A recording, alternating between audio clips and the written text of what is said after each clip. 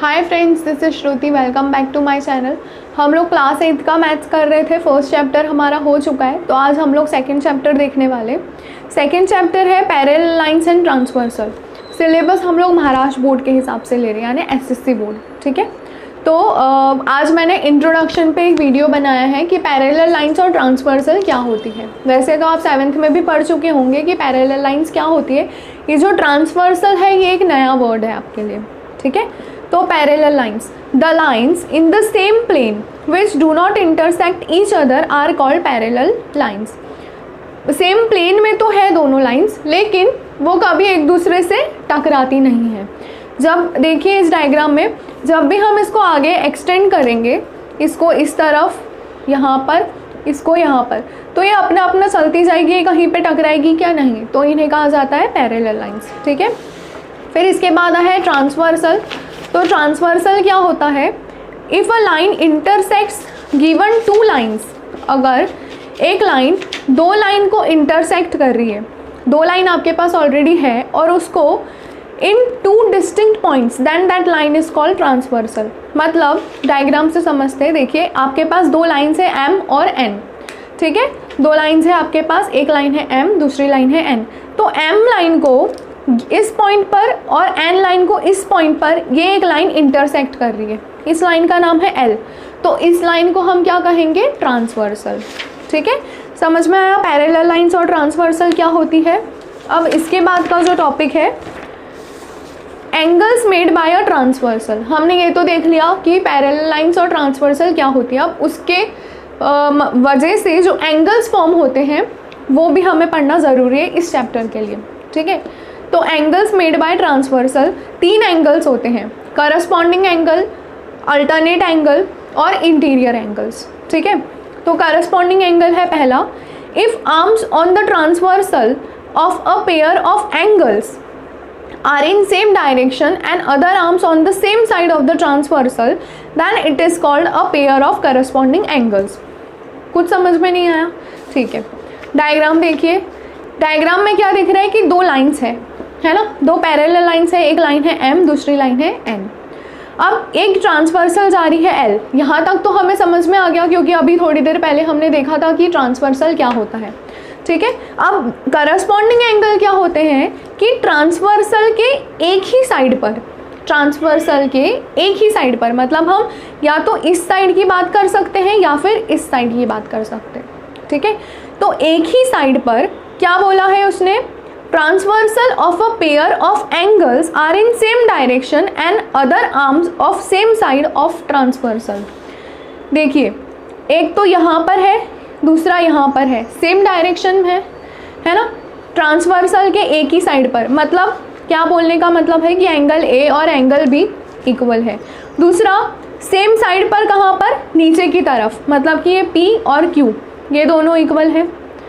अब इस साइड की अगर हम बात करें तो इस साइड में एंगल S और एंगल T, एंगल S और एंगल T दोनों इक्वल है। और नीचे की तरफ अगर हम देखें तो C और D ये दोनों इक्वल है ना। मतलब सेम साइड में ट्रांसवर्सल के और एक ही डायरेक्शन में। एक ही डायरेक्शन मतलब क्या कि ये वाला जो एंगल है ये इस तरफ है, ये भी इस तरफ है।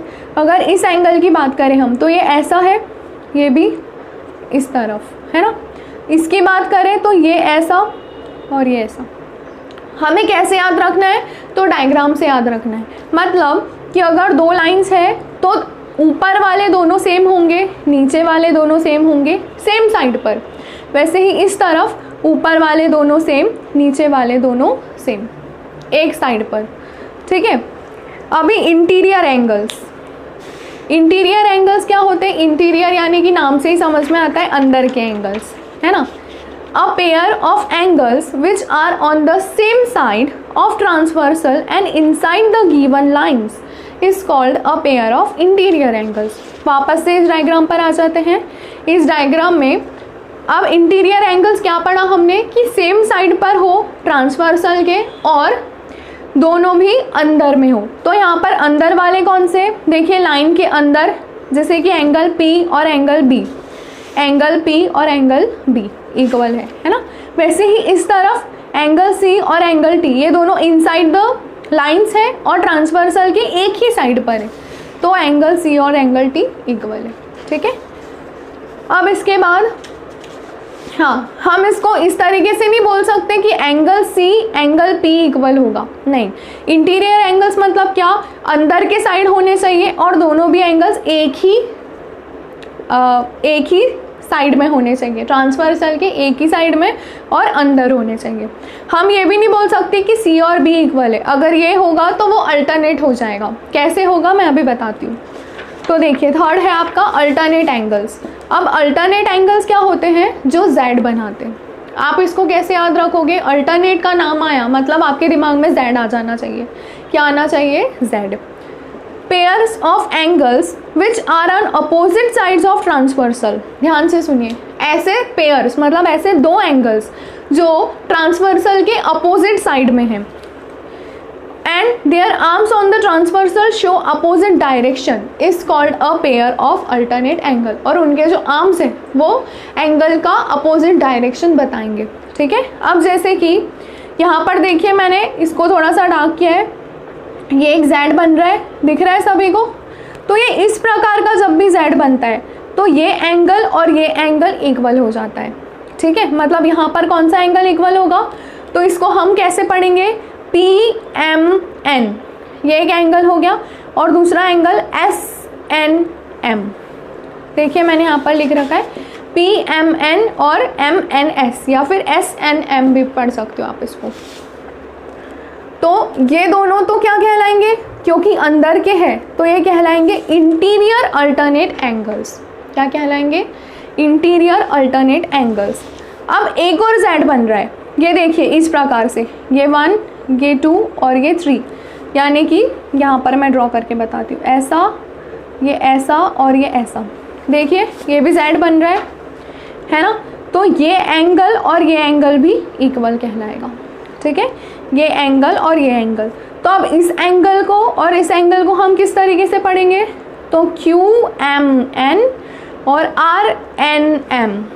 ठीक है, देखिए मैंने यहाँ पे लिखा है QMN और RNM, है ना। अब एक्सटीरियर एंगल, तो एक्सटीरियर अल्टरनेट एंगल। अब एक्सटीरियर अल्टरनेट एंगल कैसे पहचानने हमको, तो इस प्रकार के एरो से। देखिए ये एक दिख रहा है बाहर का, ये वाला और ये वाला, तो ये क्या कहलाएंगे, एक्सटीरियर, यानी बाहर के एंगल्स। तो AMQ, देखिए यहाँ पे लिखा है मैंने AMQ और RNT। तो AMQ और RNT मतलब एक ये एंगल और एक ये एंगल। ठीक है, वैसे ही ये वाला, ये एंगल, तो इसे हम क्या पढ़ेंगे, PMA या फिर AMP। PMA या AMP में कोई फ़र्क नहीं है, क्योंकि M बीच में है। जहाँ पर एंगल होता है वो लेटर हमको बीच में लेना है, बाकी आप A को पहले लो, P को बाद में लो, इट्स ओके। ठीक है, तो PMA या फिर AMP, और इसके इक्वल में कौन सा एंगल है, ये वाला। तो इसको हम क्या पढ़ेंगे, SNT या फिर TNS। तो ये हो गए आपके इंटीरियर अल्टरनेट एंगल्स और एक्सटीरियर अल्टरनेट एंगल्स। ठीक है, आप इसको कैसे ध्यान में रखोगे, क्या क्या पढ़ा हमने आज के लेक्चर में, एक बार रिव्यू देख लेते हैं। सबसे पहले हमने पढ़ा पैरेलल लाइंस, जो कभी इंटरसेक्ट नहीं होती और सेम प्लेन में होती है। उसके बाद हमने पढ़ा ट्रांसवर्सल। ट्रांसवर्सल मतलब क्या, जो दो लाइंस को कहीं किसी पॉइंट पर इंटरसेक्ट करती है, वो लाइन कहलाती है ट्रांसवर्सल। उसके बाद हमने एंगल्स देखे। तो एंगल हमने कौन कौन से देखे, सबसे पहला हमने देखा करस्पॉन्डिंग एंगल। ठीक है, अब करस्पॉन्डिंग एंगल को याद रखने का तरीका, ये इतना टेक्निकल में मत जाओ, ठीक है, थोड़ा सा फनी लगेगा, लेकिन ये मेरा याद करने का तरीका है। क्या तरीका है मेरा, एक ही घर में दो फ्लोर्स, ऐसा देखा है हमने कि नीचे हमारा फर्स्ट फ्लोर है और उसके ऊपर हम लोग ग्राउंड फ्लोर और उसके ऊपर फर्स्ट फ्लोर बनाते, फर्स्ट फ्लोर के ऊपर टेरेस होती है ना। तो एक ही घर में दो फ्लोर मतलब क्या कि ये पूरा एक साइड का एक घर है। ठीक है, ध्यान से देखिए डायग्राम में, एक साइड का एक पूरा घर है और इस घर में ये एक फ्लोर है, ये एक फ्लोर है। तो दोनों फ्लोर क्या रहेंगे, सेम रहेंगे, मतलब एंगल ए और एंगल बी इक्वल रहेगा। तो ये मेरा याद करने का तरीका है, आप लोग भी इस तरीके से याद कर सकते हैं। फिर उसके बाद हमने देखा इंटीरियर एंगल। तो इंटीरियर एंगल्स जो भी अंदर के एंगल्स होते हैं लेकिन same side of the transversal. उसके बाद हमने देखा अल्टरनेट एंगल्स। तो अल्टरनेट एंगल्स को कैसे याद रखेंगे, Z से, ठीक है। 3 प्रकार के Z हमने देखे, इंटीरियर के लिए 3 प्रकार के इस टाइप से, और एक्सटीरियर के लिए इस टाइप से, ठीक है। आई होप आपको ये वीडियो समझ में आई हो। आज का लेक्चर बहुत इंपॉर्टेंट था, इसको अच्छे से पढ़ लेना, उसके बाद ही हम लोग एक्सरसाइज करेंगे तो अच्छे से समझ में आएगा। Thank you.